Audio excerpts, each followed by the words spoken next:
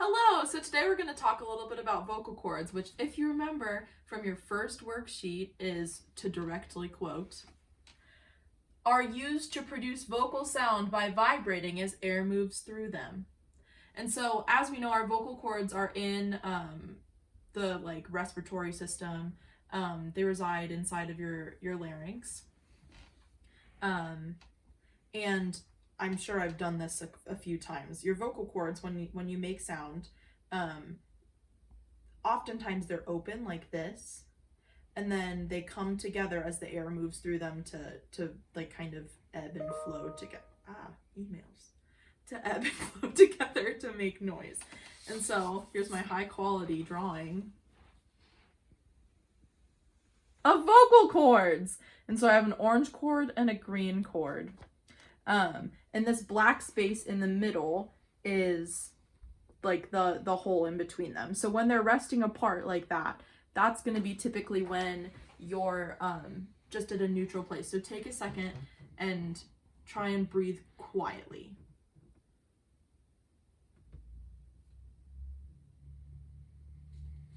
When you breathe quietly like that without making any like gasping noises, that means that your vocal cords are resting apart like that. However, when I do this little magic foldy thing, let's see how successful I can be with this, y'all. When you fold them together and the green and the orange come together, there's less of a gap. And so when the air comes through that smaller gap, what it's going to do is it's going to cause the two vocal cords to vibrate together to produce sound. So what we're going to do today is we're going to simulate this through an experiment using 3 items. First one being a regular old plastic cup, a straw, and 2 rubber bands. Okay, so for my control, I just have a normal plastic cup, and I'm going to take my straw and I'm just going to blow onto it, and I want you to listen to the sound that it makes.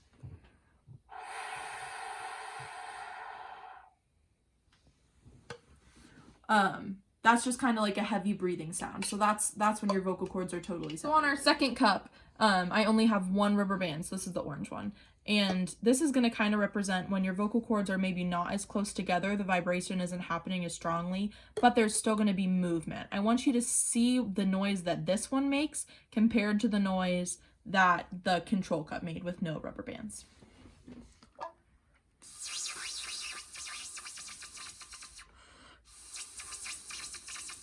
Okay, and so for our final part of our experiment, we have our cup with both vocal cords on it. So I have the green one and the orange one, just like we had in our picture earlier. And if you can tell, the vocal cords are not spread super far apart. They're nice and close together so that when the air goes on them, that they vibrate to make a noise as opposed to just having the air flow through them, like when you're breathing. So let's see how this one sounds.